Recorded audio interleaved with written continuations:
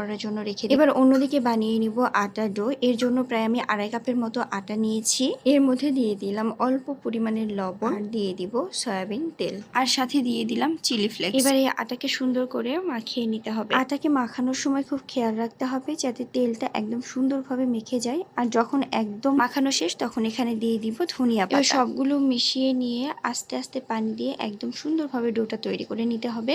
নিয়ে এখানে প্রায় 5 মিনিটের মতো একে রেস্টে রাখবো। এবার আমি ডো থেকে অল্প অল্প করে আটা নিয়ে এটাকে একদম সুন্দরভাবে চারপাশে বেলে নিব। একদম সুন্দরভাবে বেলে নেওয়ার পরে এর চারপাশে যে অতিরিক্ত অংশগুলো থাকবে সেগুলো কিন্তু ছুরি দিয়ে কেটে নিতে হবে। কেটে নেওয়ার পর দেখা যাবে অনেকটা চারকোনা শেপ আসবে। এবার এটাকে মাঝখান দিয়ে আর তার আড়াআড়ি ভাবে কেটে 4টা ভাগে ভাগ করে নিতে হবে। এবার এই প্রত্যেক ভাগে সুন্দর করে পুর ভরিয়ে এরকম করে আড়াআড়ি ভাবেই কিন্তু ভাঁজটা দিয়ে নিতে হবে। এইভাবে আমি সবগুলো বানিয়ে নিয়েছি। এবার একটা প্যানে তেল গরম করে এগুলোকে ভেজে নিতে হবে। অবশ্যই খেয়াল রাখতে হবে সবসময় এটাকে মিডিয়াম আঁচে ভাজতে হবে।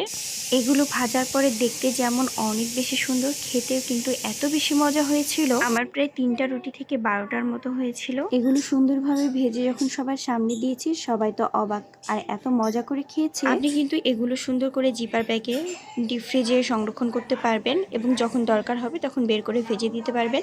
এগুলো যেরকম খেতে একদম এত মুচমুচে আর জুসি হয়েছিল বলার মতো না।